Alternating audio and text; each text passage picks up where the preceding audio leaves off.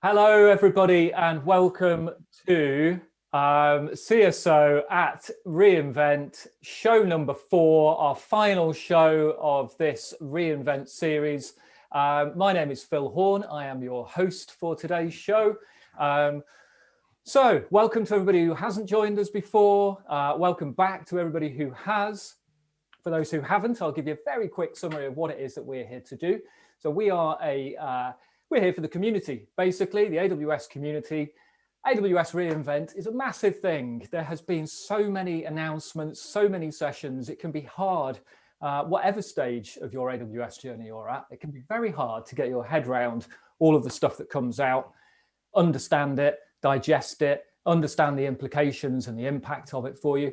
So what we've done is bring together a whole bunch of pundits, experts from across the AWS community to come and share their time and their expertise and help us all in the community understand more about what gets announced at reInvent. It is absolutely vital that we have sponsors in order to make this sort of stuff happen. There's quite a team behind all of this.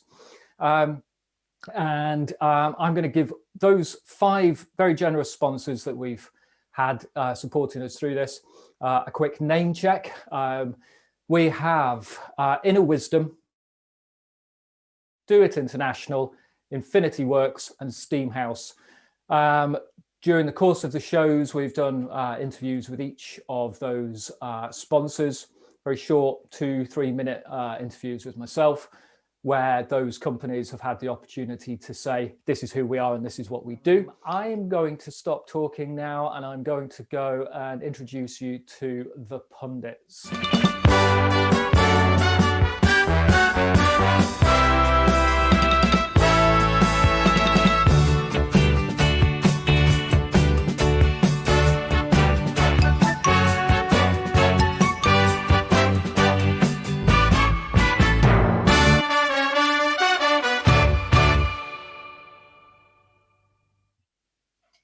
Hello, Pundits.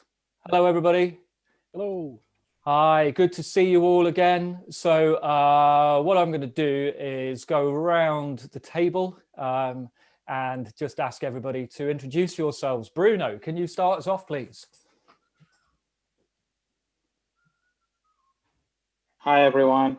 My name is Bruno. I'm head of architecture at Futurize. And yeah, it's been quite a great week on reInvent. Final last week. It's been quite intense. Like, we are usually used to this intense 1 week in Vegas.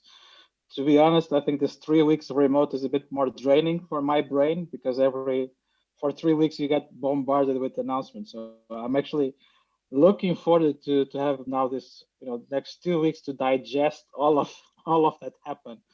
Before it all starts again in January and we have more sessions in January. So I know, because you know that AWS people also need vacation. So I'm pretty sure they're not going to be announcing anything in the next 2 weeks. Yeah. But they will be doing something in January, apparently in the agenda, right? Like, was it like 14th of January? Hey, there's more stuff. That's right. It's going to be fun. No, that's right. Absolutely. Yeah, good. And you're quite broad in your areas that you focus on to do with AWS, aren't you? So I think we're going to hear from you later around some containers and serverless stuff. So yeah, which doesn't make my job easier, Absolutely. We'll be hearing from you a lot today, Bruno. Yeah. So next up, Jason. Oh, hello. Introduce yourself, please. Yeah, sure. Jason Gregson, Senior Cloud Architect at Do It. And yeah, for the past 3 weeks, it's been great fun delivering the 8-Bit Breakfast Show here and everywhere that's watched it. And I have just had a blast. It's been brilliant. So thanks to all. Thanks for all the support, and ComSum for especially Joe in terms of the graphics and everything else. That was brilliant. Yeah, he's over in the corner. He's off screen. But off screen. Just brilliant. So, and Rick and I had a fantastic time. So thanks everybody for watching, for everybody that contributed. I look forward to doing it live in person next year from reInvent. So you two have been absolutely brilliant. Like twice a week, Wednesdays and Fridays, 9 in the morning, and it's gone down enormously well, hasn't it? Yeah, we've really enjoyed it as well. So yeah, it's all available on Twitch to watch it later. Yeah. But yeah, just astonishing, and I'm glad everybody enjoyed it because we certainly did. It's always a bonus. I've meant to pass on to you some of the feedback that I've had about it as well. People saying that you. Oh no. Yeah, remarkable. I'll hold back the bad stuff. Yeah, do that. Just pick me up. I'm happy with that. Yeah, absolutely. Georgia, you next, please. Hello, I'm Georgia from InfinityWorks. I'm a engineer there. Yeah, are we introducing yourselves or are we just talking about the week? Yeah. Just introduce yourself. Yeah, that's me. I'm Georgia. On one a little bit, but yeah, this is just a quick introduction. So. Yeah, hello. Yeah, I'm this is my first reInvent and just dipping my toes in the water, really, seeing what's out there, and I've been enjoying it. It's really interesting. Cool. Thank you. Rick? Me, and I'm on mute. Hi, everybody. I'm Rick. I work with Jason at Do It International, staff cloud architect there. I've been doing the 8-Bit Breakfast Show with Jason as well. It's been early starts because despite the look of the show, we do get up 3 hours before it starts to do all the prep and the notes and the rehearsals. But we're good at making it look a little bit more natural, aren't we? So yeah, it's been great. It's been great doing the show, and thank you very much, Joe, for those graphics. Thank you, Phil, for letting us actually be part of this and not blocking us. I thought long and hard about how that could be possible, but in the end, I felt, And Liz is here now, so thank you to Liz, thank you to Georgia and John, who's a user group leader as well, for being our guests throughout the week as well. Yep. Thank you very much. Cool. Phil Basford, please. Hi, I'm Phil Bassett, Head of Solution Engineering at Inner Wisdom, and I suppose the whole ML keynote and the sessions we did after that with the other pundits has been my highlight so far. That was 2 great sessions that we did last week. Yeah, very good they were, especially, well, I don't know especially, but you did the fireside chat with Julian Simon, didn't you, which is now on YouTube, and yeah, very good. I think I'm going to get Joe to kind of, through the course of this show, just pop into Slack the links to some of those things that we've pre-recorded and are up there now.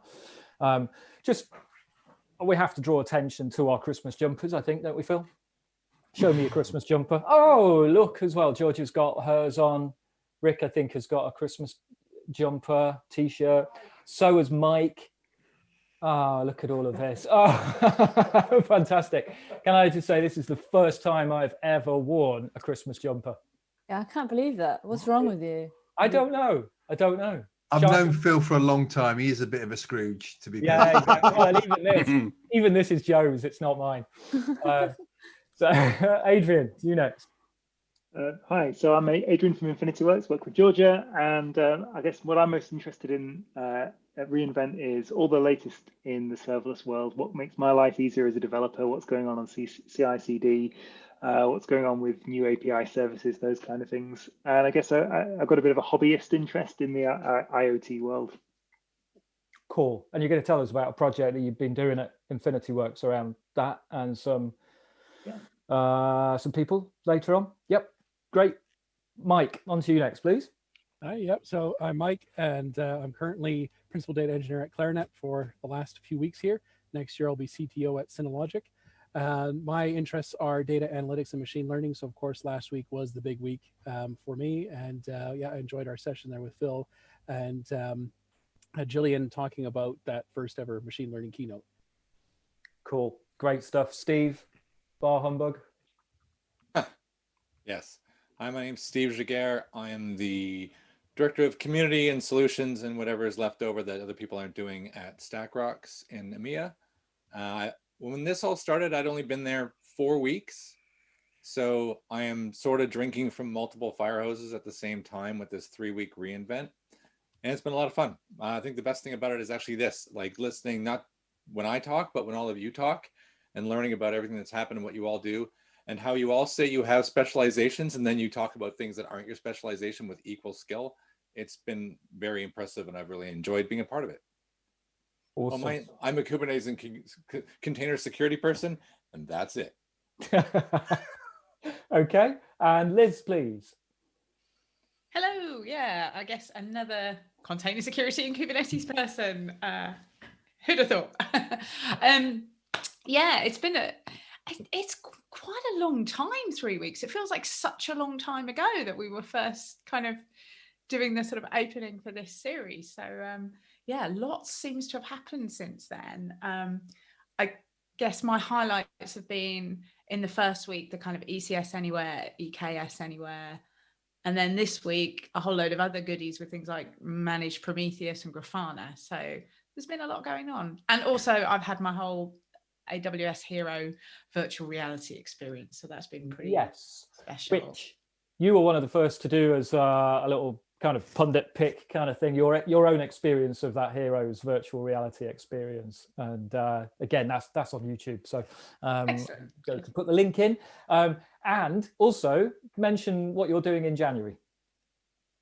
Oh, yes. I've kind of already done it because it's pre-recorded. Yeah. Yes, there will be a talk. I am doing a talk about vulnerability scanning at the extended extra part of reInvent that's happening in January. If you thought 3 weeks was, not long enough, come back for more in January.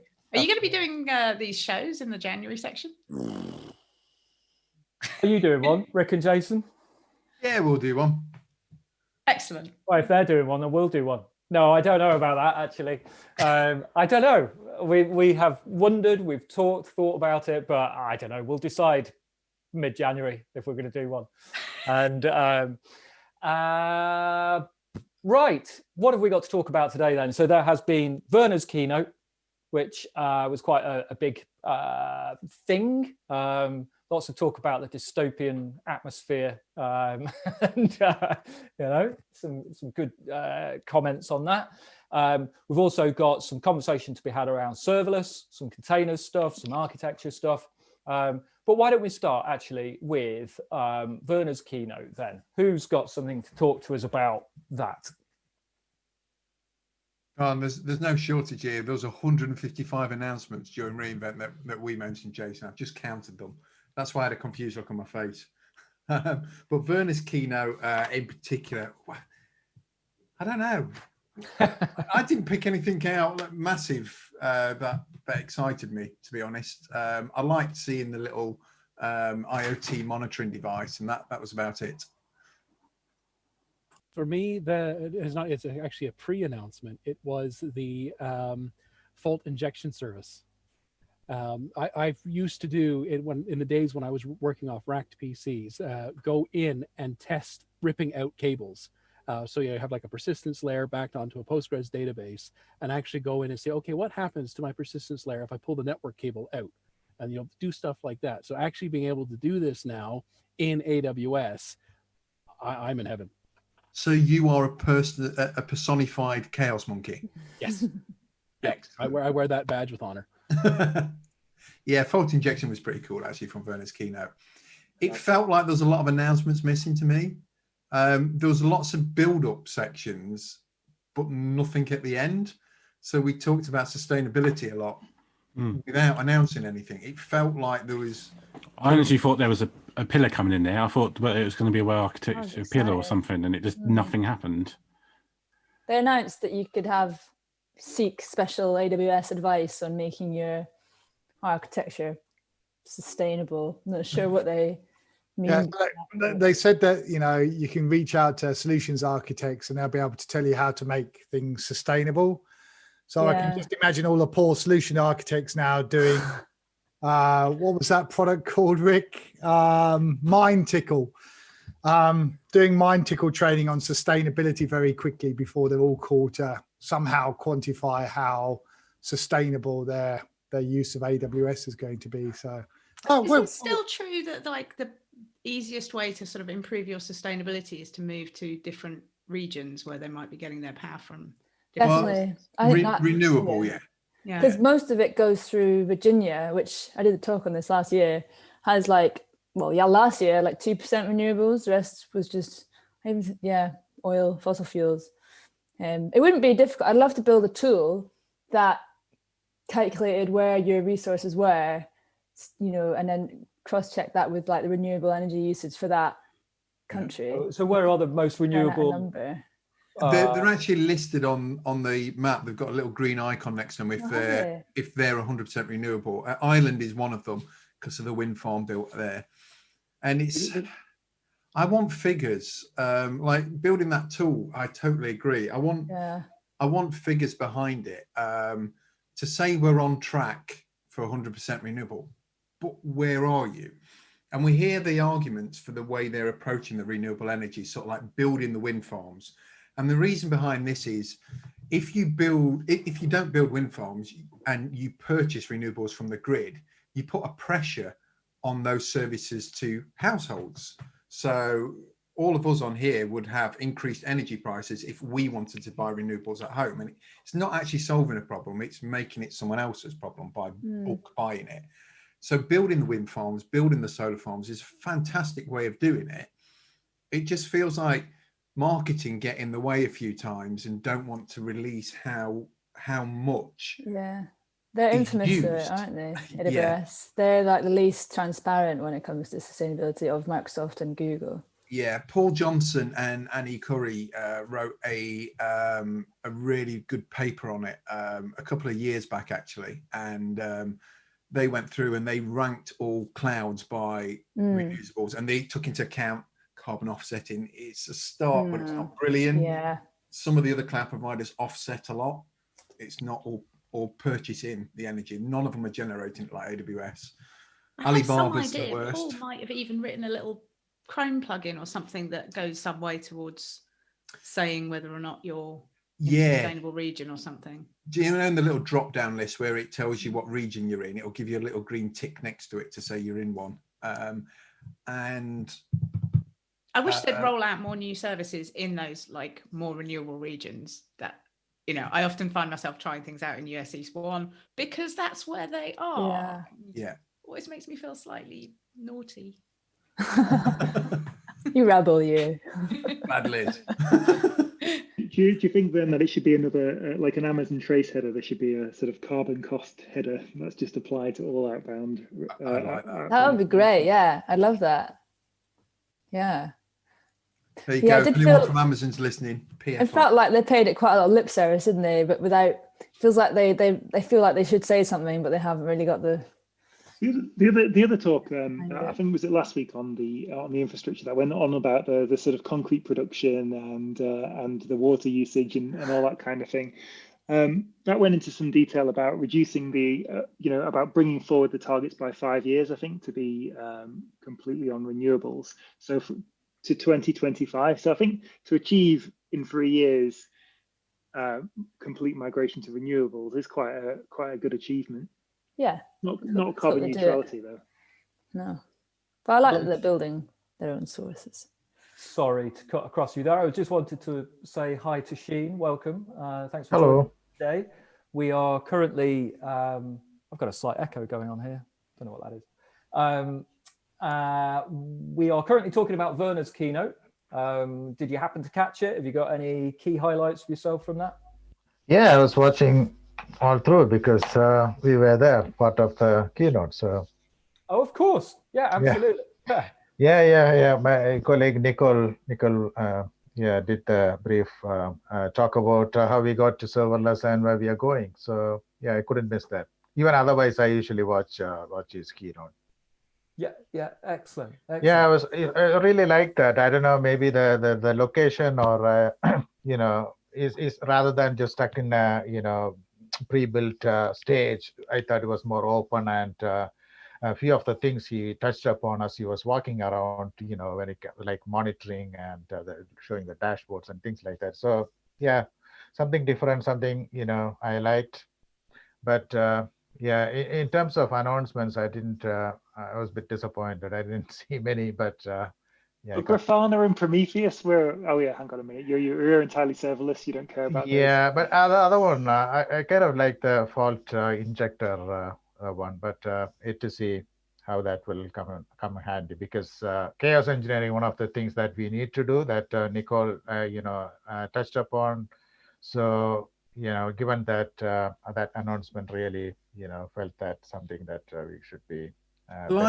I like that, Shay. I'm with you. I like the fault injection thing, but how many companies realistically are ready to do that? And that's the bit that worries me. It's like very aspirational. We all want to do it, but so what do you mean by being ready to do it, Rick? What are the kind of prerequisites to being able to do that? Having a bit of confidence in your system that it's not going to all fall to pieces when you do inject chaos, because you want to be doing this in prod, really.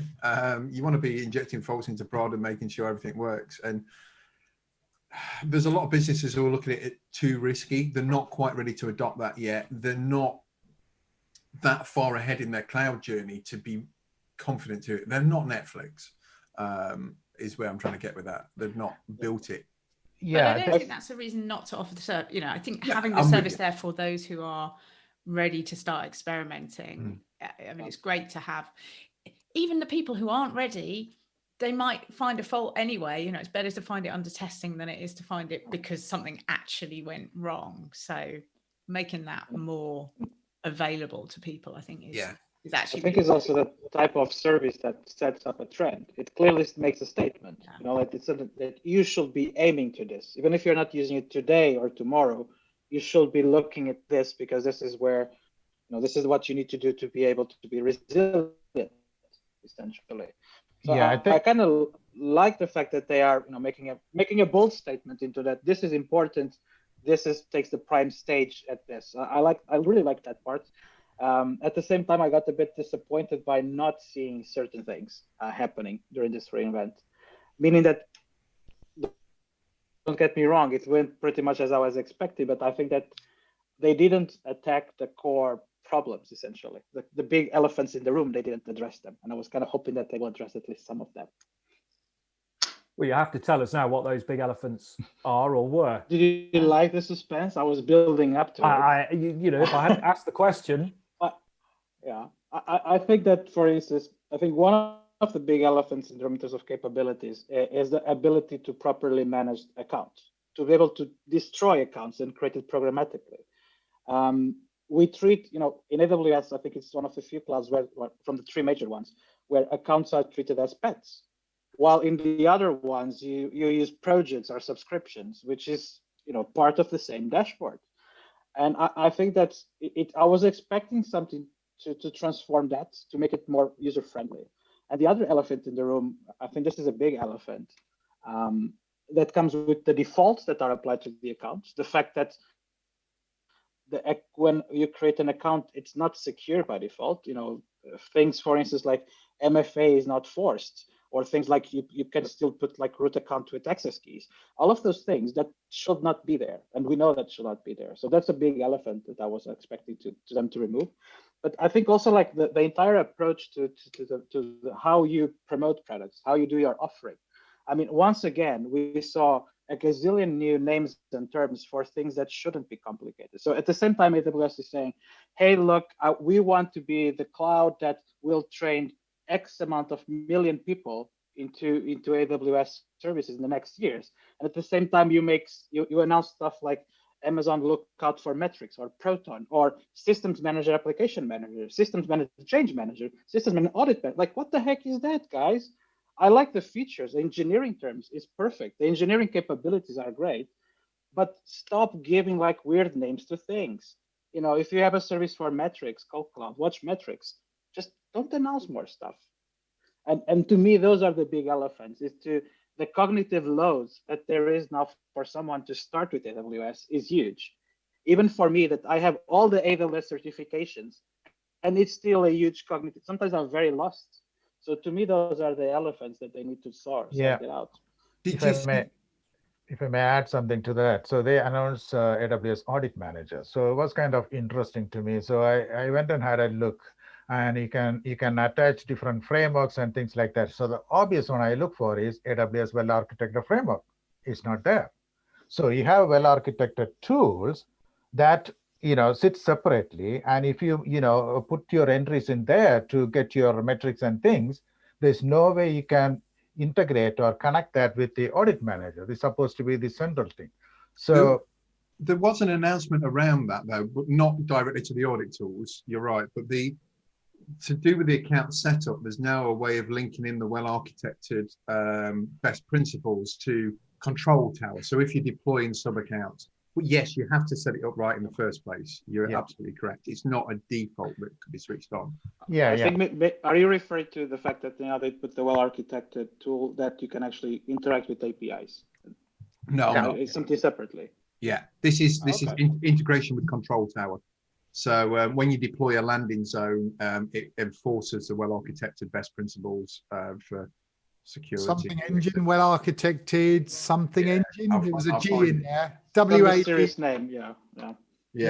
Yet another memorable name. But that's the thing, like the engineering capabilities, like I really like the announcements. I just didn't like the approach in terms of the offering names. And I mean, they are not making it easier for engineers or product people to actually use AWS. They are making it super hard with this. This one was quite nice, though, Bruno. This was a well-architected guidance engine for control tower. It kind of says what it does on the tin. So we'll let them off for that one. Maybe the naming department had taken the day off when that one got named, and it's a sensible name. so it sounds to me like the general thing is it's like Amazon or AWS are a sort of engineering-led company. They sort of come out with the features, and they deliver you a feature. But there's, it's like they haven't really kind of thought about they haven't really done necessarily the user research. They haven't done sort of user testing and sat somebody down in front of it and said, okay, launch a website. You've never used AWS before, launch a website. How do you, I think that's the missing piece. It's kind of ironic because they're so like customer obsessed or whatever they say all the time, how much they listen to their customers. Yeah. But I mean, AWS have got in touch with me a couple of times, and different product managers and have made changes that have improved the products based on feedback. So, I would say it is worth actually filling out the feedback forms once in a while. But you're a top engineer, so maybe they're connecting with the wrong people. I mean, in my experience, they do listen. I talked about so many things on different services. I mean, I can't say that everything has come out of from AWS as features and things, but they do listen. I think they do. But they don't. Maybe they don't research though. They're at that low level, those beginner levels. Yeah, exactly. Do they have the right audience for their questions? Basically, probably not, because those people aren't attending re:Invent, are they? I think there's also like an afraid of killing things with AWS, which is extreme. For instance, they announced like now for the Amplify that the container support, that you can actually make it pretty much if you know about Google Cloud Run, very similar to that center, which is great. It's a great feature, makes a lot of sense. Now the beef that I have with that is that why don't they kill for once Elastic Beanstalk? Because it's a lot of people that I know from my clients, they've been running Elastic Beanstalk because of the ability of running containers like that, essentially, as kind of one-stop shop, which is what Amplify is kind of is doing, and better, to be honest. At the same time, they have AWS Lightsail. Why the heck just kill those two? Make one product. Although I wouldn't choose Amplify as the one to save. I wouldn't choose Amplify as the one to save there. I think Bruno has said something that not a lot of people are brave enough to say. Please kill Beanstalk. It needs taking out the back and putting down. What's wrong with Beanstalk? It's awful. It's just so clunky, and it's frustrating that you can't adjust the bits you actually want to adjust, but it's got all these controls that you never want to touch. To me, it just annoys me, and I'd rather use ECS to put my containers in, or if I'm just throwing code at it, I'll use Lambda. It's a really old service, though. Yeah, it is old. Yeah, it's really old, and it was in beta or pre-release for years. But yeah, I think it's time to put it out to pasture. I mean, Amazon are quite famous though for not putting things out to pasture. If you look at the way Google just like, that's it, we've had enough, cut it off. Come on, you are going to the other extreme of the things where they. But I'm saying, go from not killing to kill everything that does. I'm on. There needs to be a middle ground there. All I'm saying is there's probably a lot of customers using it. I'm going to bring this one to an end. I'm trying to think of a nice analogy there to we've got to move it on, because we started out trying to talk about Werner's keynote, and we've ended up talking about taking Beanstalk out the back. Kill it, Phil. Kill the discussion. You've So, got to treat your services like cattle, not pets, right? Just perfect. Oh, that's brilliant, actually. Yeah. For all of the Amazon people listening, then, yeah, there's the summary. Treat your services like cattle, not pets. So, anyone else got anything else to say on Werner's keynote? There was the cloud shell. That's the only other thing I could think of that stood out. And that's all, I mean, it's pretty simple, I think, isn't it? Cloud shell. Do tell us about that. I think Tell it's us a great- about that, because the whole purpose of this is for people that are perhaps not watched Werner's keynote, not understood. So if you can give a nice, Yeah, so it's basically like a terminal in the console, within the management console, where you can, I think you can stand up all your different cloud services. You can stand up architecture easily. It's got all your account details in there already and everything. It just makes everything much easier, and it doesn't persist any of your sessions, so you don't have to clean up after yourself or anything.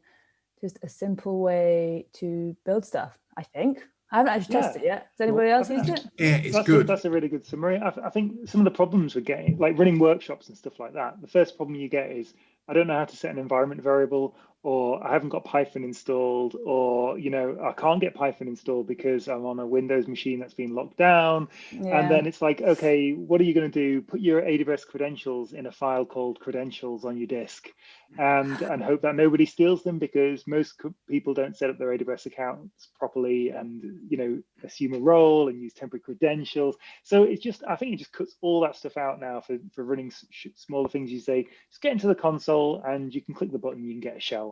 And for it's a nice sort of on-ramp for the service. I like that. How laggy is it? Is it laggy at all? No, No, it shouldn't be. it's really responsive. And I think that it also signals one important thing. I'm not sure if you're only using AWS, maybe you didn't cut it up, but both Azure and Google have been having this one. Yeah, I heard. And there's nothing wrong with it. Quite the opposite. It's a great feature, I think. I was really happy to hear it. But, you know, if we put that together with, for instance, the AKS anywhere and the ACS anywhere, it signals one thing that no one in AWS will tell you, because they always say, we don't look at what the competitors are doing. I call it bullshit. This is exactly looking at the good things that the competitors are doing. And bravo for doing that. Yeah. Because those are great features that they help a lot AWS users. So I'm really happy that they are finally paying attention. I think that's taken a bit out of context. We don't look at competitors, what they're not doing. The statement around that is to be, we don't just do it because they're doing it. We do it when customers ask us. That's the full statement there. But there's also an equal one to that, where they say we don't suffer from a not invented here syndrome. So they will do things that other cloud providers do. And I did see a load of negative stuff about Cloud Shell. I'm like, oh, it's been copied from Google, it's been copied from Azure, all that. It's like, where do you think Google and Azure's cloud idea came from? They copied Amazon. They were there 2006. So there is nothing wrong with it. It's for the benefit of the customers. I think that it's perfect. Yeah. I don't see that as a problem. It was something that a lot of people were probably asking you. I agree with you. I didn't ask them, but I like it. So how do you actually use it then? Do you just log into one console and you can switch to multiple accounts, or do you have to go through the main console? It's one console and it's set up with your IAM role. So your IAM roles populated to that. It's running in Fargate in the background, and it's Amazon Linux 2 underneath. And you can go in, you can install things. There's 1 gigabyte of persistent hard disk, which is a little bit mean when Google's is 5, and I don't know what Azure's is, but it's a little bit tight when you start putting other frameworks on. The things that surprised me was the AWS CLI is really out of date. It's version 2.0.58, whereas it's 2.111 now is the latest one with all the features. So you have to go in and update that. The default Python, when you just type Python, is 2.7. It's been deprecated. You've killed it for me. I thought the whole point about this was going to be I won't have to keep up, like every time I do something, update all my CLI tools. I reached out to folks like Matt Wilson and Simon as well, and just said to them, look, please update the AMI on this. Don't let it be, well, a container image in this case, don't let it be like Cloud9. Cloud9 has got exactly the same problems on it. SageMaker does too. And it's got tools missing as well. EKS control, queue Yeah. control. It's not on there. And it's like, come on, please. This is so close to being perfect. Please, just a little bit further. Rick, you've shamed me. I just checked my AWS CLI version. I'm on like 1.18. Yeah, you might need to do something about that. But the other bit would be really cool to see in there as well. Ben Bridges has done some JSON. He's got it on his GIST on GitHub that lets you access from your command line. So you can go in, as long as you've got AWS CLI installed on your local machine, you can basically just launch the shell, and it's like SSH in, but you're using APIs, and you've got that environment set up for you, which is kind of cool. I've always liked that with G Shell. You can just drop in from your command line, and bigger windows. You don't get the problems like when you're using it on an iPad where the bottom line's getting covered up by the browser. That's so annoying. That is the one thing that's really annoying about developing from your iPad. Everything else is so falling into place. Yeah, it's so close, isn't it? Yeah. Yeah. So I've asked for a UI tweak on that. On my iPad. Yeah. I think it'll be really useful for when it all hits the fan, and it's just a question of when rather than if. I think Werner's made that quite clear, that everything fails all the time. But to have something like that Cloud Shell available for you, where effectively, okay, you might have to do a few updates in it once you've got it running, but you don't have to have an environment set up. You don't have to have your keys set up. You don't have to have your whole workstation and that precious little pet that is your laptop, desktop, whatever it may be, ready to do something. You can just literally log in, open a shell, and start doing things, fixing things, remediating things, moving things somewhere else. I really like that ability. It's just, relatively speaking, quite effortless. You know, I could be on anything. I could be on, throwback, an internet cafe and do it. So could I use this to bypass my organization's security policies and internet filtering? Now, that sounds like a great use case. I'd love to be able to do port forwarding on it, but I haven't seen that yet. Right. I just browse on. I thought I had a pausing conversation there. There's very, very little opportunity to actually interrupt and move things on. We have got quite a lot to cover, though, as Adrian was just running through the announcements he wants to talk through in this show. We've got to make time for that. So this is the point at which I'm going to tell everybody about how to win some swag. We have a limited amount of swag. In fact, Dave, I'm going to swing around here and then I can let people know how to do it. So it's the requirement is for you to be in Slack, and hopefully everybody is in Slack now in the group there. You're going to need to direct message Joe Park. You're going to need to give him your t-shirt size and your postal address. You're going to need to say what animal is on the front of Phil Basford's Christmas jumper, beautiful Christmas jumper. What else do they need to do, Joe? Anything, or is that it? Okay, so I'm going to count. I mean, who knows how many people? We do have limited budget for this, so unfortunately there will be some disappointed people. So I'm going to ask Phil Basford to stand up now and make sure that his jumper is in shot. And yeah, let's see how many people we get asking for this. There it is. Look at that. What a fine Christmas jumper. I'd have worn more Christmas jumpers if I could have had one like that. Very good. Right. Okay, that's the swag bit done. Coming up later in the show, we have the AWS Community Mastermind competition. We've had three episodes of that so far. Today is the final of our 4 competitors. Joe's done a nice little table ranking them all. At the moment, in top spot is Edmund Krask. Let's see if Piyush today can actually knock him off the top. But for now, we're going to go to a chat back with the pundits all about serverless.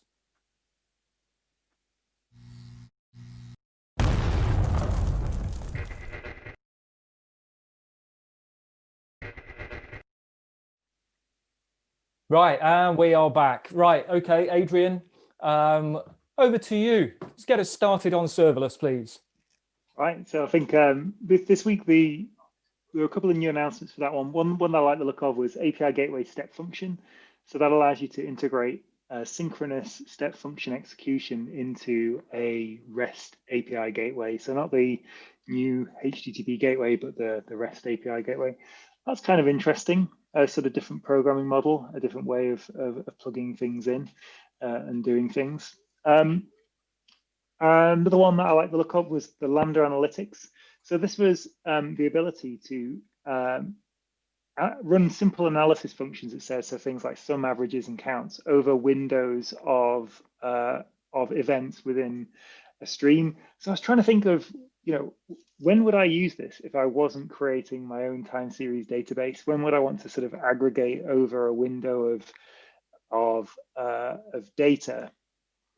And I thought maybe if I was recalculating like a leaderboard or something along those lines, would I want to do that in a sort of 15 interval?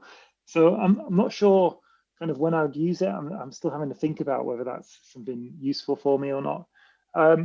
One thing that did sound interesting was checkpoints this week as well. So that's reducing, what that does is, when you receive a batch of events from SQS or a batch of events from a Kinesis stream, then, sometimes you'll get to item number 5 in the list of 15 things that you've just been delivered, and it'll fail. And if you just throw an error, then the whole 15 records will get sent back to you again, and you've got to reprocess them again the second time. Whereas with this new feature, you can say, oh, I processed the first 5, okay, but send the next 10 on next time when you try and do a retry. So that was kind of interesting. I thought that could be useful. I think it maybe could lull you into a false sense of security with idempotency, as in Lambda. Most services offer at least once delivery, not once only delivery. So there's still thinking about that one. So I think those were the kind of main things that I saw from the serverless side. Although I guess kind of closely related, I suppose, is the JavaScript SDK. A lot of people are using JavaScript to write their Lambda functions. And the second version of the SDK just became general availability. And if you've used the AWS JavaScript SDK, it was just showing its age a little bit. It didn't really have, like, support for async await was kind of bolted on afterwards. So things like the Lambda handler had all of the kind of synchronous callback functions on it. So it just made it a little bit messy to work with in places. And so there's quite a few improvements on there. It's not like a drop-in replacement. There are breaking changes. There's no, in DynamoDB, there's no document client, which is pointed out by quite a few people, saying it's not a straightforward sort of migration. But yeah, there's some really good stuff, I think, this week. Adrian, there's something announced today, I think, on the SQS side. So they increased the TPS for the SQS FIFO queues. Now it's 3,000 from 300 TPS. So that kind of will benefit more use cases, I think.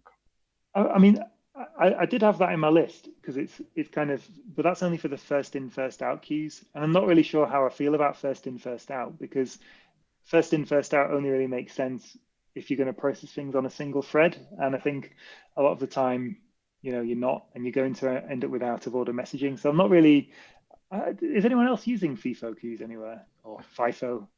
Yeah, I used them in the past, like 2 years when it was first launched, but we actually had to abandon because it couldn't cope with the loads that we were sending there. Yeah, I mean, even I think now the increase is like 10 times more than before, right? And that's quite massive.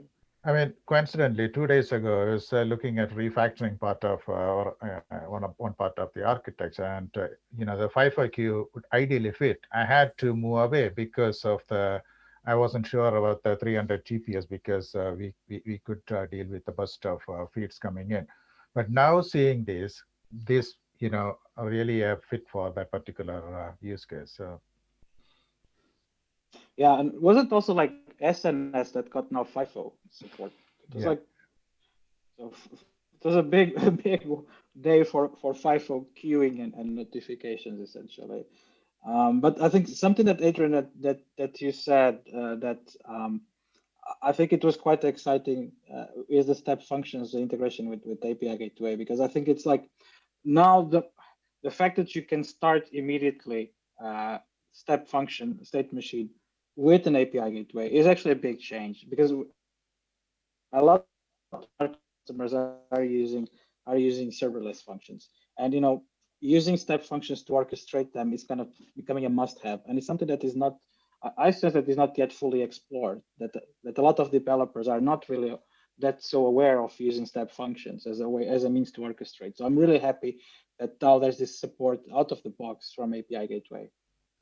I guess it worries me a little bit, because who wants to write in a statement in the step function state machine language? Certainly not me. I don't really fancy it, But in terms of, and you've got like things like you've got a pretty hard limits on the timeouts and other factors when you get into these things. So I'm not sure where I would use it as a developer. I'm trying to think of a use case really. What are you thinking there? You mean the API Gateway part or the step functions? I mean, step functions I get, particularly for running like long, but I've really been more interested in the longer running things, where you're doing like the saga pattern and having things fail and doing retries. The thing with step functions is that there's some things on the state machine that can live up to 1 year. So you can actually have very complex processes there. So for instance, if you're these ones are just the express ones though, aren't they? Sorry? I think these ones are just the express workflows. Oh, okay. Then I'm actually misread the whole announcement, and I understood that you could actually not just on the express. Yeah, because I think you've always been able to trigger step functions from an API gateway. Yeah. Or well, let's say always, but for a while you've been able to do that. I think you can. Okay, I never noticed that. Okay. I think it's an asynchronous invocation, and I think so. Then you've got this ability to do a synchronous step function. Just not sure. I mean, I think it could open up a new product category, but could be interesting.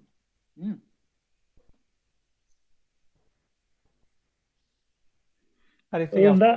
Go on. Sorry, Adrian. Other than that, I think I'll leave the other things, because I think the more general. I think the key thing that I was interested in was Amazon Location. I thought that was a really interesting new service. That one really stood out to me as something I'm really going to where I have some clear customer use cases, where I'm definitely going to sort of do a proof of concept, have a look at that, compare it to alternatives. Things like the geofencing that got customers who are doing things like vehicle tracking and physical tracking, being able to do geofences, and I think there's some map tiles capabilities in there as well. I mean, I think in a lot of cases customers are using things like Mapbox quite effectively, which is really good. But I think there's some kind of built-in support for running tiles, but you can already run tiles from Amazon S3 and CloudWatch. So I'm interested in that area. Just one that I'm like, that's on my list of I've got to look into this and get behind it a little bit more. I read about that and it just made me think of COVID tracking and using it for like knowing if you've been near people. And geofencing. But that's probably not the same thing, is it? Geofencing, you're not allowed out your house. We know. Cool. So we're all done on serverless chat. Can I ask Adrian a question? Go for it. Sure. Because I got confused. I'm easily confused. Let's just start with that. But I watched the session this week, which was the CI/CD for serverless now with containers, and then the ability to deploy serverless as now a 10 gigabyte container as opposed to previous limitations, both in terms of size and possibilities. And what it missed was use cases. So I started asking other people. Of course, someone said machine learning, and I'm open to hear about that. But what do you think are the obvious use cases for it? Okay, so one sort of cheeky way of using the Lambda function storage is to load the data into the Lambda function itself as a file, and then just do an in-memory search for it. So I was working for a pharmaceutical company, and we were doing drug searches and other bits and pieces. It's a relatively slow-moving data set. the NHS releases a new data set like once a week with the latest approved medicines. So as basically as part of the CI/CD pipeline, I churn through the data and chuck out a full text index, which I embed in the zip and load it. And I get a sort of millisecond execution from the Lambda. It's really good. And so, but you've only got a maximum size that you can put in the Lambda. What if you've got 10 gigs now of storage? That's quite a different scale. That could open up a few different possibilities. The other one is just some of the libraries that you get. You end up basically filling up the disk with node packages and stuff like that. So it can be a bit annoying when you're sort of dealing with that. One of my colleagues has just written a blog on doing headless Chrome sessions in Lambda, and so you're basically putting Chrome into the thing, and you can easily exceed the maximum space that you've got available there. So there's all sorts of kind of different places where a little bit more space is helpful. But yeah, I guess the other element is that you've got more chance to just embed a ton of binaries in there. There was a good talk this week on how it works under the hood, because the cold start is actually pretty good on these containers. I thought the cold start would be pretty terrible, because surely there's just more data that you've got to pull in to run the thing. But the one of the more my colleague was running some tests and only seeing like 100 milliseconds difference in cold start on it. And what it looks like they're doing is caching commonly used layers on each of the machines that run these Lambdas. So caching the commonly used Docker layers, and then being able to reuse those. And they're saying that from their testing, they're only seeing a small proportion of the overall number of layers being touched at any one point in time. So I think they've done some really interesting things there. Actually, and on that point, so I agree that now more memory and more things. Do you think that at some point is then tilt towards being expensive? Because if you work out the what they call the memory versus the time and etc., I'm sure it's going to kind of edge towards being more on the costly side. I don't know. I think API Gateway is where I spend, and CloudWatch is where I spend most of my money, I think. So it's not really sure that Lambda isn't really on the radar, I think, in terms of spend. Yeah, Lambda isn't, but if you hike the memory to 8, 9, 10 gig, then it can. Yeah, I'm sure that's true. I mean, I think a lot of the time, I think customers don't even bother to, the best practice is to tune your Lambda functions to make, to choose the right memory allocation and stuff. But when you look at the developer time to do it, it's not even worth the half a day that it would take in most cases, unless you're really improving the performance. Yeah, I agree. Good. Okay, so we're going to move on next to a chat about containers. But before we do that, Adrian, while you are in speaking mode, InfinityWorks ran a competition, as a sponsor of CSO. So do you want to just tell us about that competition? And you've got a winner, have you? We do, yeah. So we had the competition was to win a fancy mechanical keyboard with cherry blue switches. I'm sorry if you wanted other types of switches, but I think I got to choose. So maybe there's an option to choose, but if I'm choosing, that's what you're getting. We got 340 entries. The question it was, what's the maximum RAM allocation of a Lambda function? So Sheen would have definitely got this right, because he just gave us the answer there. But only 106 out of our 340 entrants got it right. So not keeping up to date with the latest on Amazon, despite the community summit. So, but yes, Josh Sinfield is the winner, as picked this week. So congratulations to him, and I hope you like keyboards. I guess you would, otherwise you wouldn't have bothered. Exactly. He's probably going to enjoy his keyboard, isn't he? So, Josh Sinfield, did you say? Yeah, great. Right. Well, we can, I'm presuming you've got all his. Well, you will have all his details, etc.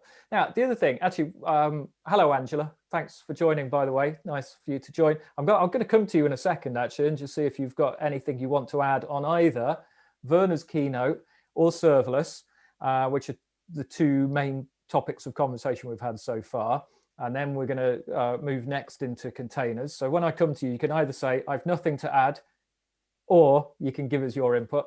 Just all right, cool. Tell us about the workshop, the project that you've been doing with the guys at generation.org. Adrian.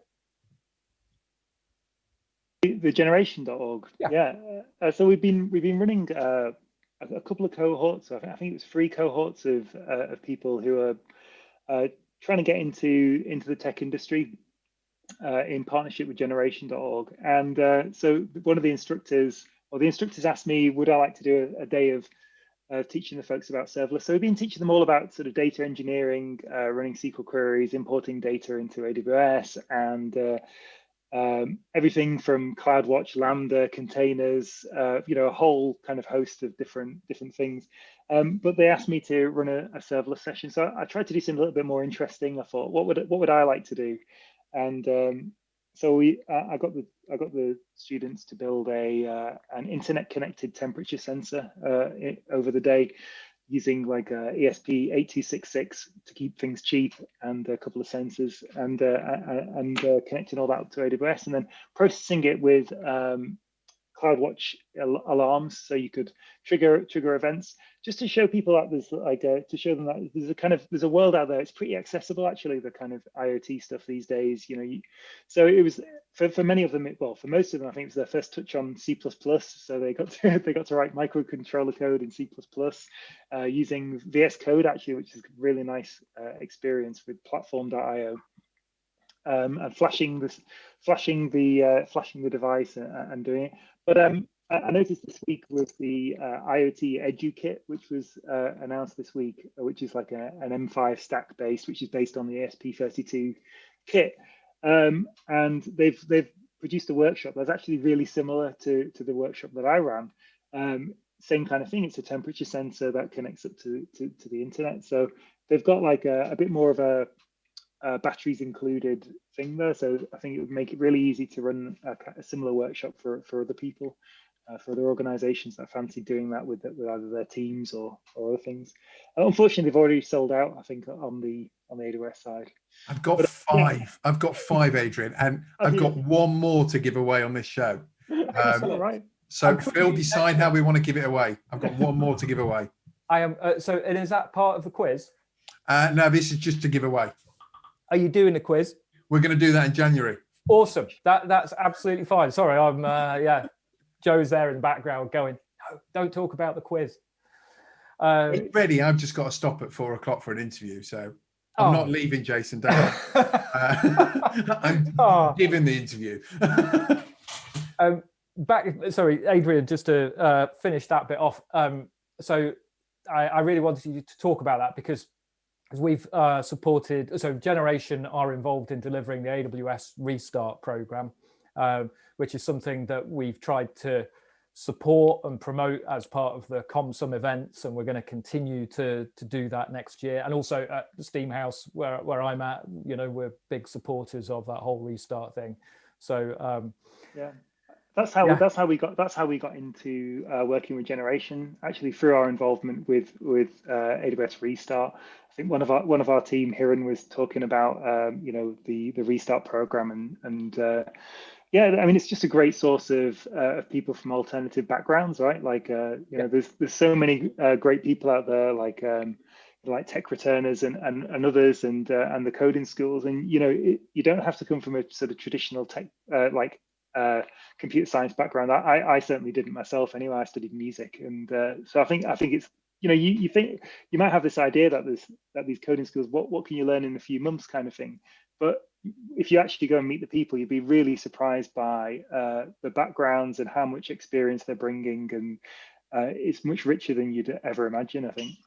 Yeah, absolutely. And I think I'm going to land this on Joe now and just say, ask him to put into the Slack channel the details for that Restart program, because what happens really well is all of the training and the finding of the people to put into the courses, and then it's about then getting the right employers to, it's about that whole pipeline, sort of finding the employers who then will work and continue that training of these people once they've joined.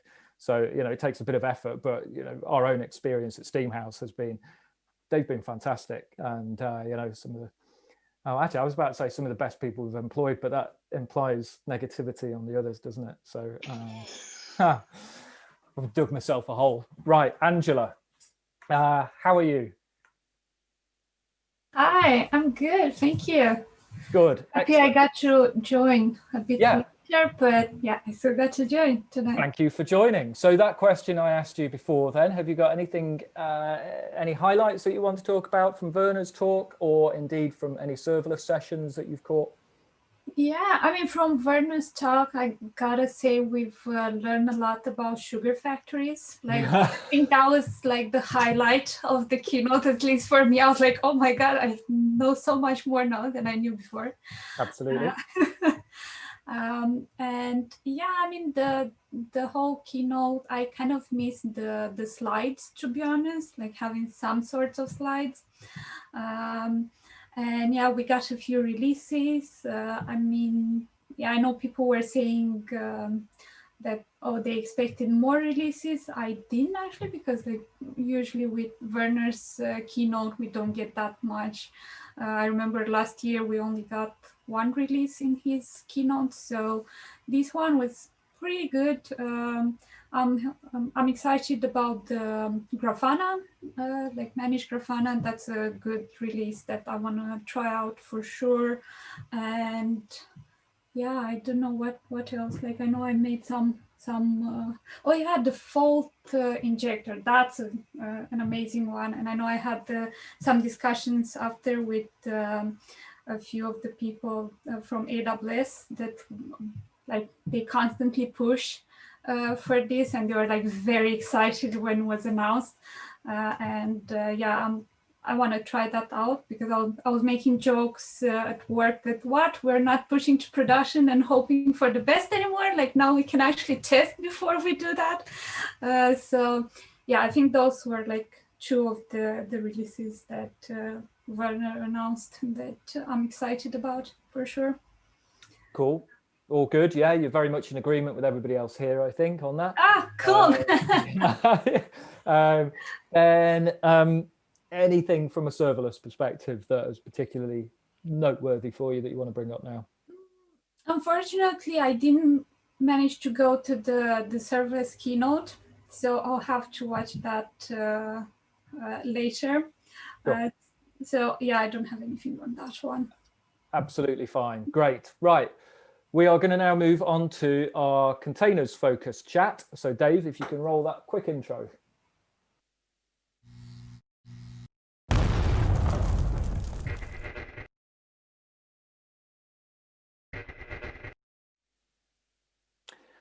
Great. And here we go with containers then. So who wants to pick this one up? I've got a couple of people in mind here. Steve, Liz, Rick, Jason. ECS Anywhere. For some reason, I think that's going to come up with all kinds of really, really interesting use cases. We actually had a bit of a debate about this with the AWS Heroes, where I would say there was a bit of a split between like, really, who needs this? Is this like, just a way for people to, I don't know, do hobby projects, like, because you can run your container on your Raspberry Pi. I actually think there's going to be like a whole world of really, really interesting things opened up by this, because you can have like embedded devices running entire containers, talking to your ECS deployment.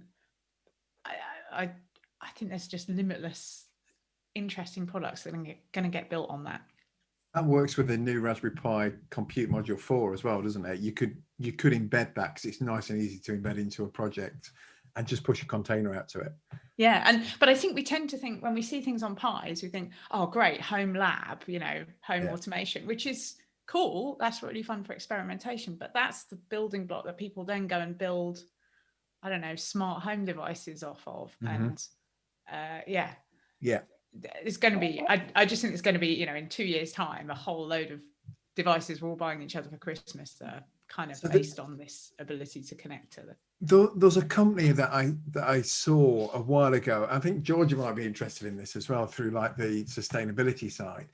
There's a company that basically distributed compute workloads in an appliance that you bolted on your wall, and the idea was it gets hot, so it was given to countries that are typically cold as a radiator. So you just ran this thing and you use the waste heat to heat your home, and it's a server.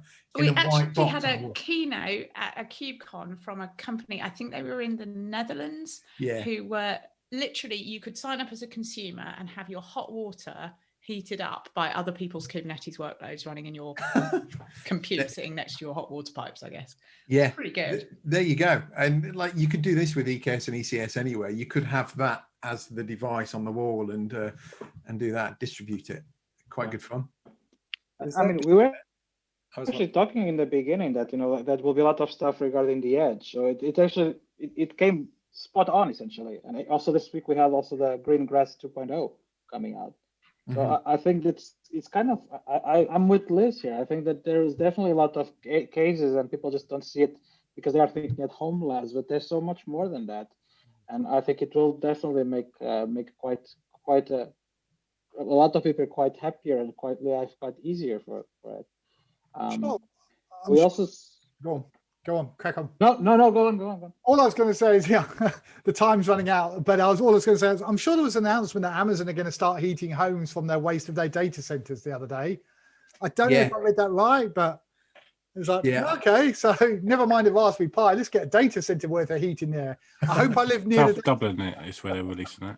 Where is it? Sorry. In South Dublin, they're going to be doing that. That's fab. That's so cool. Are they how are they transporting the heat? Do you know? It's through pipes underground. It's like a local estate near the. It's actually a brand new estate being built, I think, but it's a local estate near the data centers. But they must heat something. Like, are they sunk in water and they heat the water up, or? I should imagine. Maybe it's just air. Maybe it's like ground source heat pump. We'll find out. I'm interested in that. Yeah.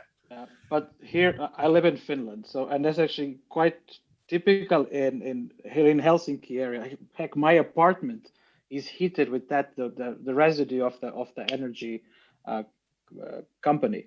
So this comes automatically for us. We don't when we live in the city.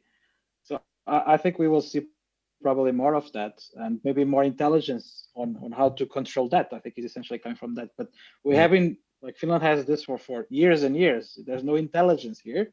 It's just piping to the houses. Yeah. But definitely it can be done smarter, I guess.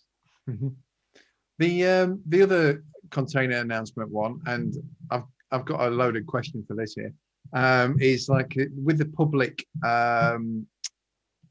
ECR offering, which is cool because it gets around the whole Docker throttling thing.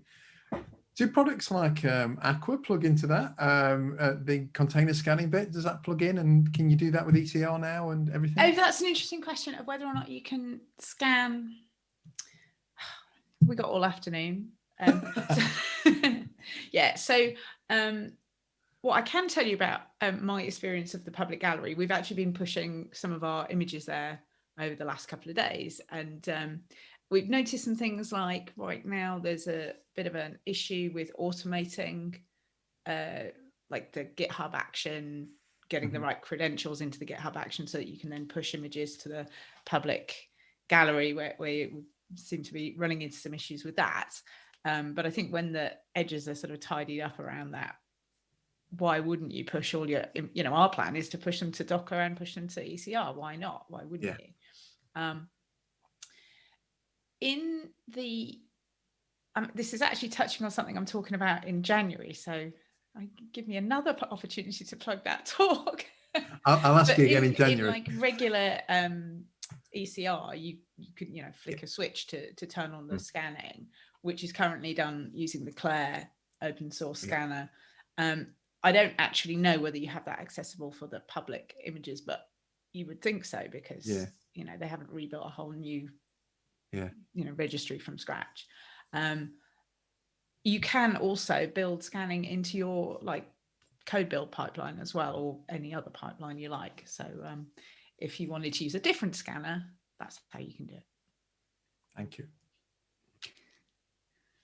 catch a vibe that the EKS Anywhere or ECS Anywhere was a lot of what was said in the Modernize, the modernization with containers app was pushing the idea of, it felt like there was a way to get people who were kind of stuck on premises familiar with the AWS environment through EKS locally, such that there was a repeating pattern of, and then you can move to the cloud.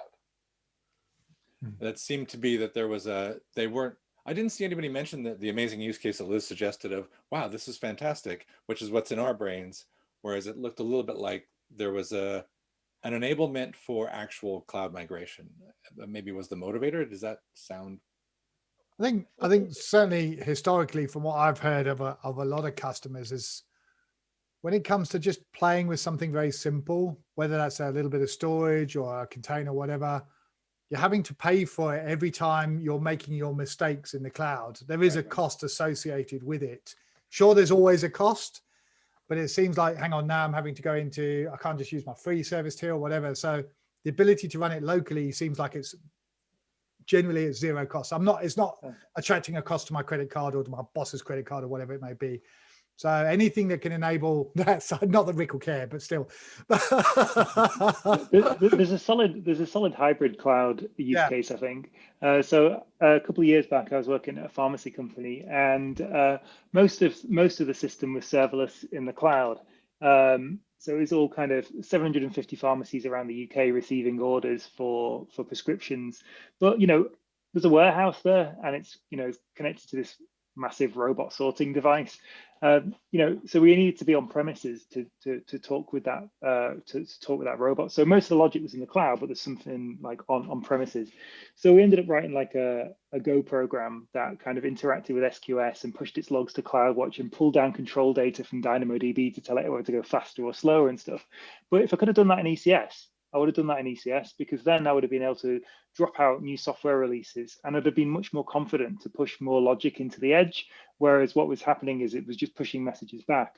So I feel like that would have been a really nice, a better experience, I think, for doing that, because I had to make the Go code really super simple because I didn't want to have to go to the warehouse in Stoke-on-Trent. It's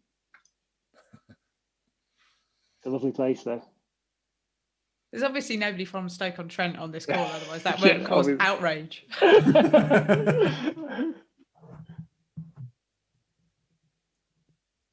Any more on containers? I mean, to kill it does Grafana and Prometheus not count? Because that's kind of containery, isn't it? Yeah. Definitely. I think that whole managed Prometheus thing is really, I mean, it's a huge, going to put Prometheus in front of a massive audience. I think that could be really game-changing for the use of Prometheus. I couldn't work out whether the free tier was really generous or not. So I did a sort of fag packet calculation of say you've got 20 metrics out of a machine once a minute. That's about 800,000 samples, and you're getting around, I think, is it 60 million samples a month for free that you're able to record through Prometheus. That seemed to be about like 40 or 50 servers, something like that you would be able to run on the free tier. Is that am I in the right ballpark there, do you think?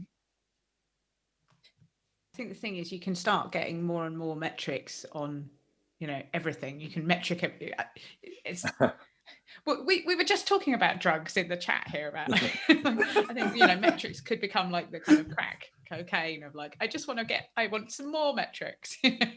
Well, Werner was saying that one of the things he's always been sort of pushing out there is log everything, and a lot of customers do log, especially in my experience, everything, and then they have reams and reams and reams of data that they never do anything with. So they're facing huge S3 bills for storing all of this, and there's no actionable intelligence from it as well. So something like these two services, Prometheus and Grafana, I think goes a long way to sort of saying, okay, not just log everything, but actually create something that's useful from it in terms of a set of metrics, a set of alarms or whatever. But I absolutely agree. It feels like a sort of a drug dealer approach where you start off with we'll monitor just these two things, and then you get some useful information out of it. It's like, okay, let's add a few more and a few more. So I think the 60 million will become very small very quickly. Yeah. I think it's a really good start. I think there's enough there to get your teeth in to start with. And I don't know, certainly in my experience, I tend to do it the other way around. I tend to metric everything and then realize of how much I actually need to be able to know what's good and what's bad, and then start paring it back down again. But horses for courses. I mean, I think where I see Prometheus being used at InfinityWorks is, definitely container workloads, and in more of the scale clients where they've got a lot of compute going on and a lot of services running, because I think CloudWatch metrics can become quite expensive at scale. So I think, yeah. But the first thing that the team said, who were interested in or using it at scale at InfinityWorks, said was, "Oh, great, that'll make it easier to run things for long, like to do the long-term storage." Because I think Prometheus, recommends something like 90 days of storage or something like that before it starts to say, "Oh, you should be looking at another solution for that." So the first thought was, actually, I want to keep everything for as long as possible. What could be interesting is whether they take it, Amazon develop this, and actually you can get Prometheus to go straight to the TimeStream database. Now that could be neat. And then TimeStream ML on top of that. Don't say QuickSight. Don't say QuickSight. No. There's a limit. There's a limit. Even amongst friends. No.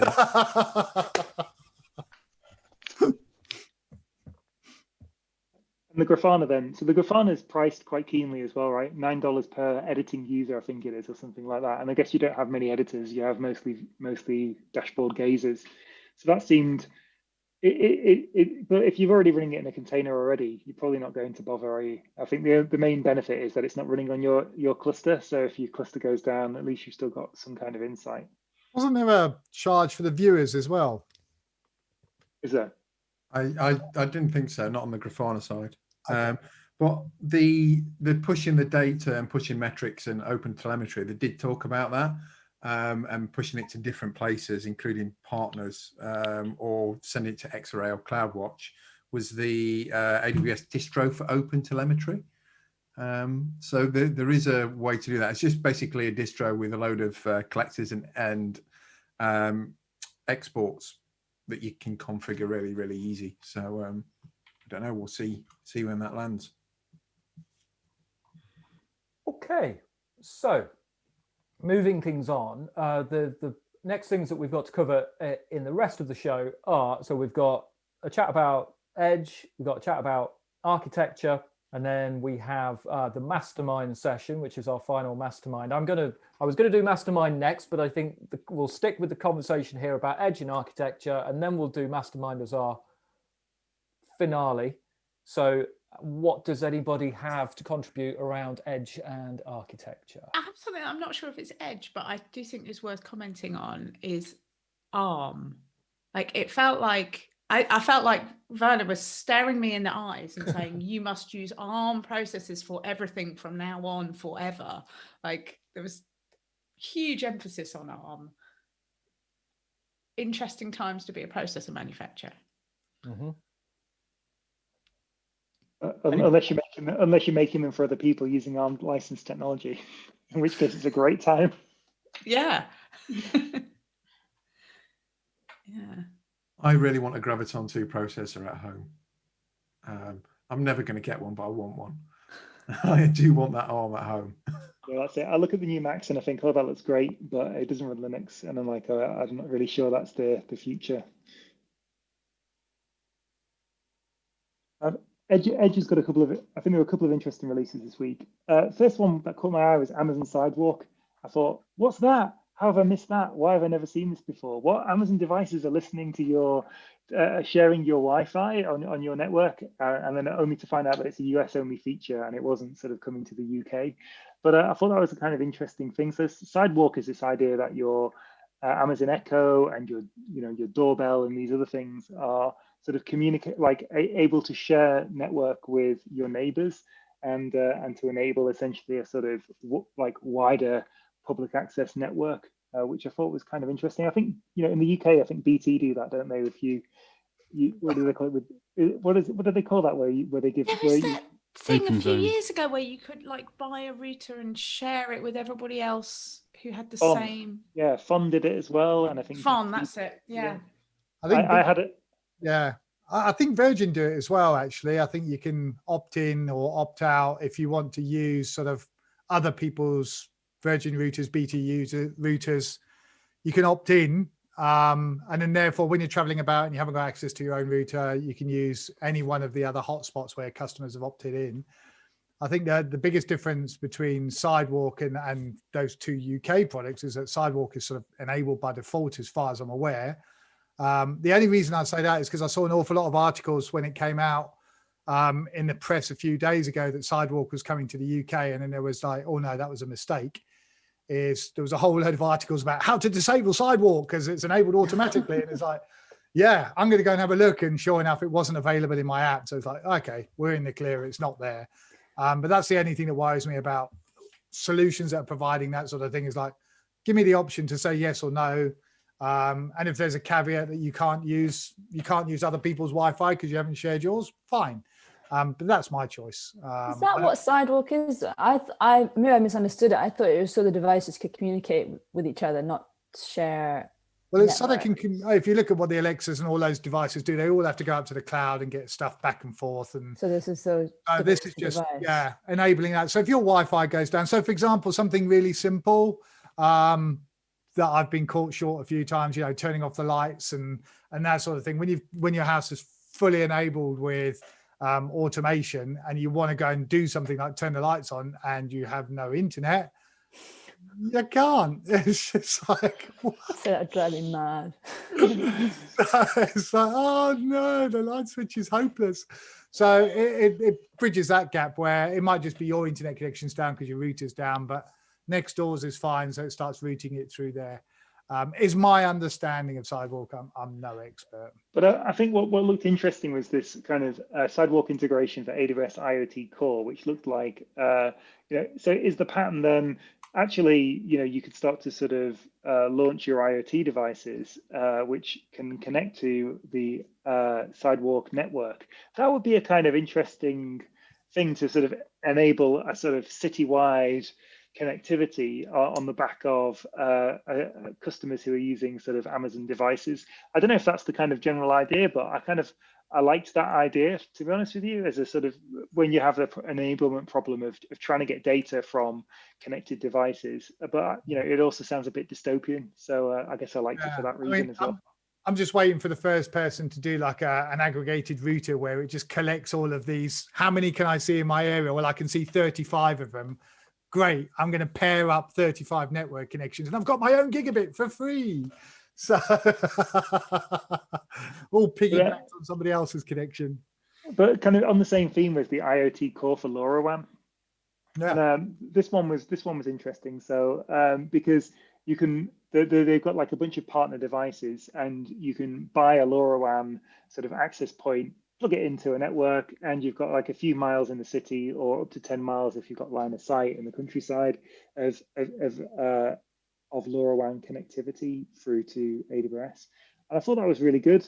I think there's a few use cases for sort of tracking people in city center locations or for tracking vehicles and other things. And again, it's about a way of getting data from connected mobile devices without necessarily using the cellular network. So yeah, it's also great for all of those. Like if you look at Monitron, not the other one, not Panorama because the bandwidth is too high, but certainly for Monitron where you're trying to detect whether a machine is failing or not, having something like LoRaWAN is absolutely perfect. Yeah.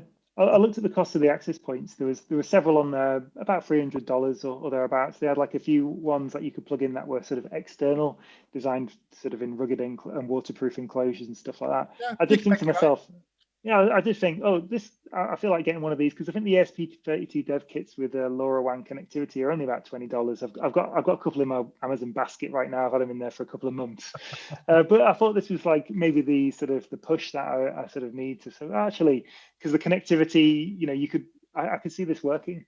Yeah. There's a Raspberry Pi gateway hat as well that you can get to plug on top for like a super cheap way to do it, cheaper than some of the ones, and then just stick it in a sealed box and then you're done. Tupperware. The boxes are available. This sounds like a cheap version, so I like the sound of it already. Tupperware and some mastic, good to go. So someone mentioned the Greengrass 2, but I didn't really look into it very much. Nah, not interesting. Nah. Not interesting. Okay, I'm going to start wrapping this up now, and so just we are going to be having final comments and goodbyes and thank yous to you guys. Then we're going to go over and play Mastermind. So this is the last time that we will be seeing you lot. Maybe all come back in January. Hang on one second. Joe's just talking to me off screen. Go for it.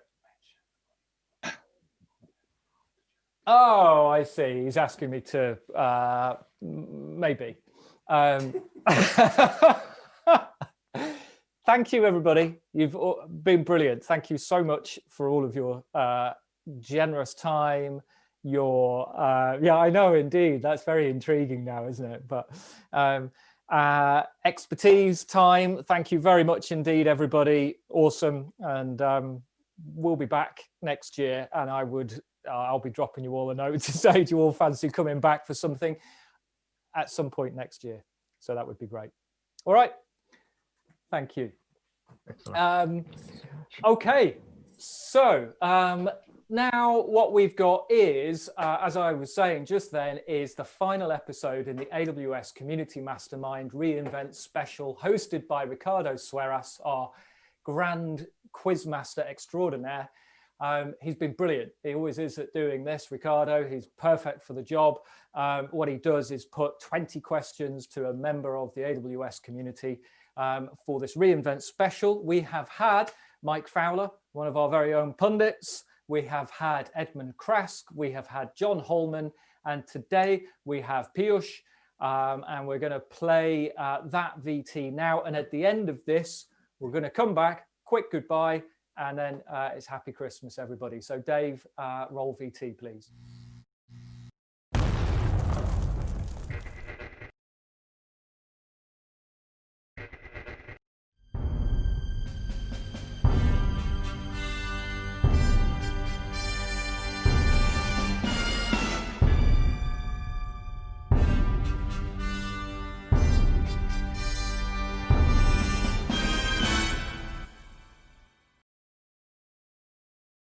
Welcome to the reInvent Mastermind special, where we ask 10 general technology questions and 10 reInvent specific questions for the chance to be crowned the Consum reInvent Mastermind champion. I am delighted to welcome Piyush. Piyush, hello. Do you want to introduce yourself, who you work for and what you do? Hi, Ricardo. Well, good morning. Well, first of all, thank you for the invite. Happy to be here. My name is Piyush. I'm based out of Southern California, and I work as a software solution architect for a financial service company called First American. And we have a bunch of products both on cloud as well as on-prem, and I'm involved in designing of those products. Nice, nice. Okay, and what are you most looking forward to at reInvent this year? Well, several different things, but I'm specifically looking at serverless and security areas. In serverless, let's say in terms of API gateways, I'm hoping to see some more features being announced in this reInvent. We have some specific needs in those areas. But besides that, I mean, AWS or cloud in general, it's a fairly vast field. So I'll be keeping my eyes open if I can pick up a new skill during the reInvent. That's obviously a bonus. Nice. Okay. Well, I'll have my fingers crossed for you that you get what you're looking for. And are you? Do you want to give any shout outs? Yeah, I'd like to quote the late Steve Jobs here. Shout out to all those supposedly crazy folks who think that they can change the world, they can make a dent, they can influence the world in some way, because they are the ones who end up doing that. Brilliant. Love that. That's fantastic. I think that's the best shout out we've had so far. So, right. Okay, let's begin. In normal mastermind rules, I'm going to go through the questions. You can pass at any time, and we'll come back once. And then at the end, we'll give you your score. In the event of a tie, the person with the fewest passes will win. So they are important. So with that, let's get ready to rumble. Okay, so let's just get the questions. Okay, right. So question number 1. What is the name of the famous video game character who is a plumber and likes to jump around? Number and likes to jump around. I'll pass on that. Okay. Question 2. What is the name of the ARM-based processor you can use in some AWS EC2 instance types? Graviton. Correct. Question 3. Who is the CEO of Salesforce? Oh, CEO of Salesforce. I was reading about him this morning. Because they acquired Slack, right? So I'll pass on that, but let me think through it. Yeah, Okay, no problem. Question 4. What is the computer AI called in Iron Man, the film? Compute AI called in which film? The computer AI called in the film Iron Man. Iron Man. Oh, I should know this. Computer AI. Okay, I'll pass on that. Okay, yep. Question 5. In which city does ARM have its global HQ? Dublin? No, it's Cambridge. I see. Question 6. What is the name of the Commodore Amiga file manager? Commodore Omega file manager. No idea. Okay. Is it a pass or no, or you just don't know? Don't know. Okay, it's Workbench. I see. Question 7. Which Microsoft employee once declared that Linux and open source was a cancer? Yeah, it was the prior CEO. I'll pass on that. Let me think. Okay, yeah. Question 8. What's the name? Oh, it was Steve Ballmer. Correct. Sorry. Yeah, okay, no problem. Question 8. What is the name of the first internet search engine that was created in the 1990s? First internet search engine that was created in 1990s. I can guess. I'll pass on that. Okay. Question 9. What is the name of the film starring Robert Redford and Dan Aykroyd where students hack into the computer network at college? No idea. Hacker? Social media? I don't know. No idea. It's Sneakers.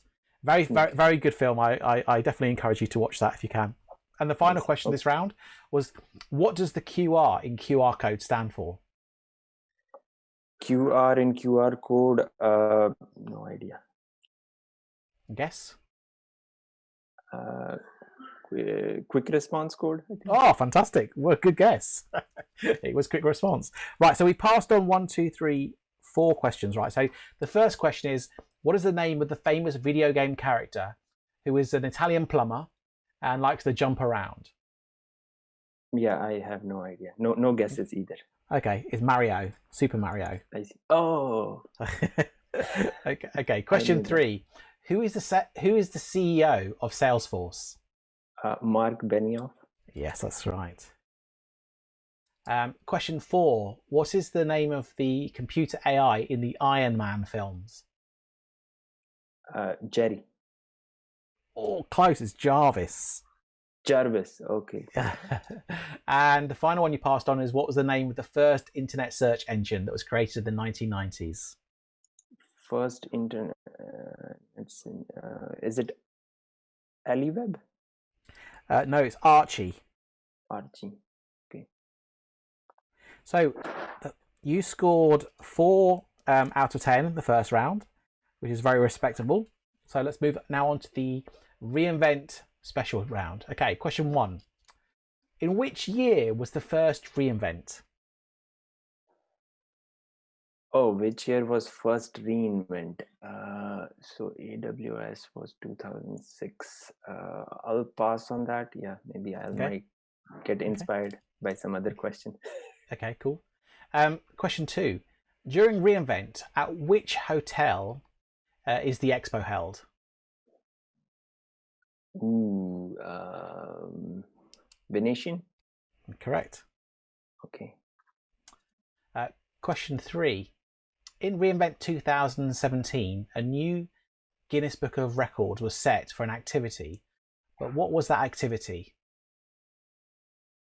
Guinness Book of Record for the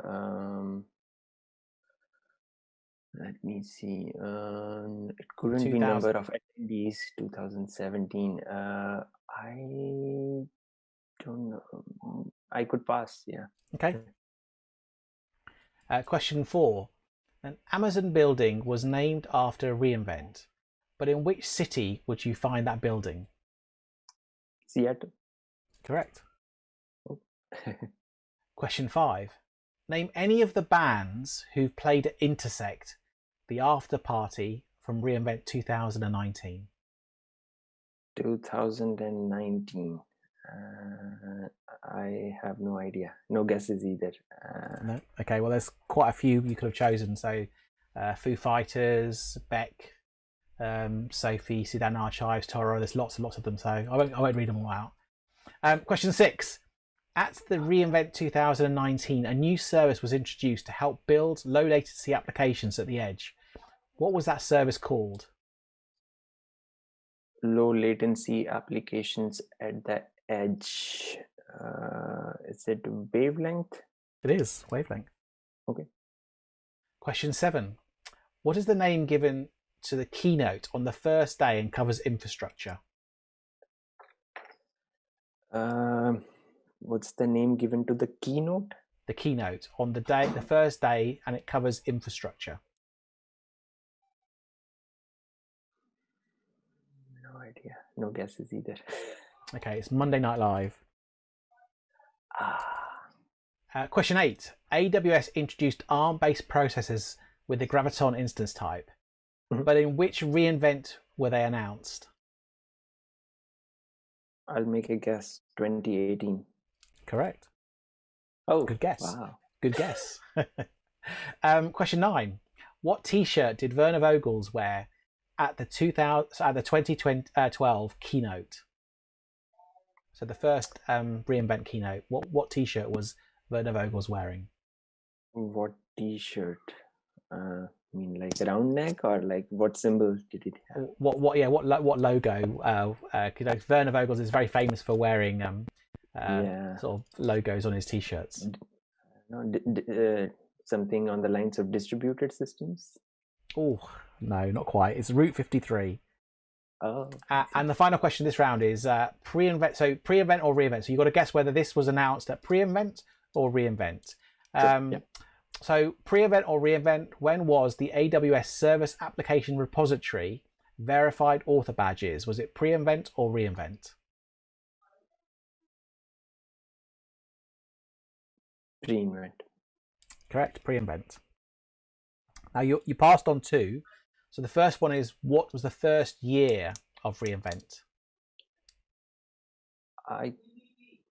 Okay, so 2020, I think this might be the 9th one. So 2011 is my guess. Oh, it's close. It's close. It's 2012. And the next question you passed on was, in reInvent 2017, a new Guinness Book of Records was set for an activity, but what was that activity? Yeah, that's tough. I don't think it's number of attendees, so I don't know. And it's hard to guess. No idea. No guesses. It is a hard one to guess. It was actually the largest chicken wing eating contest. So go figure. 1, 2, 3, 4, 5. I would have never guessed that. It's hard. So you scored 5 out of that, giving you a total of 9 out of 20. So congratulations, Piyush. You've done fantastically well. We'll see how you compare with your peers when we launch the competition next week. Thank you very much for being such a great sport.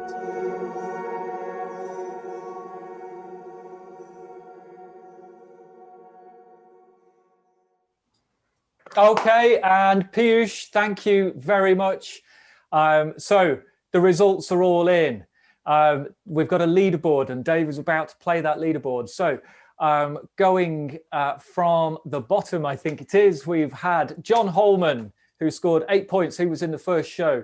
Piyush Mathu, who has just done his piece then, scored 9 points. Well done, Piyush. Mike Fowler, one of our very own pundits, also on 9, meaning our winner of this is a mouthful, the 2020 AWS reInvent Community Mastermind Special champion is Edmund Krask. Well done to Edmund Krask. You have your prize is the honor and the glory of being crowned champion. So thank you everybody for taking part. We will be back I hope you've enjoyed it all. I was about to say we'll be back. I'm getting distracted from the side. Enormous thanks from me to our sponsors. I'm going to read them out again. So Inner Wisdom, Stack Rocks, Do It International, Infinity Works, and Steamhouse. Fantastic support. Thank you, guys. All of our pundits, 16 of these amazing experts from across the AWS community, giving up their time, giving their expertise. Just incredible. Thank you very much. Thank you to all of you who have joined us, either live or on recordings that we've put up onto YouTube or on Twitch afterwards. Thank you for joining us. Enormous thanks from me personally to Joe Park and Dave Burke, who are the people who make all of this happen. I cannot thank you enough. You are amazing to work with. So that's everything. We are going to be back potentially in January, given that reInvent is now carrying on into January, but definitely in February. So more detail on that in the probably early new year. But yeah, thanks again. Have a happy holidays, happy Christmas, happy New Year, and see you all in 2021.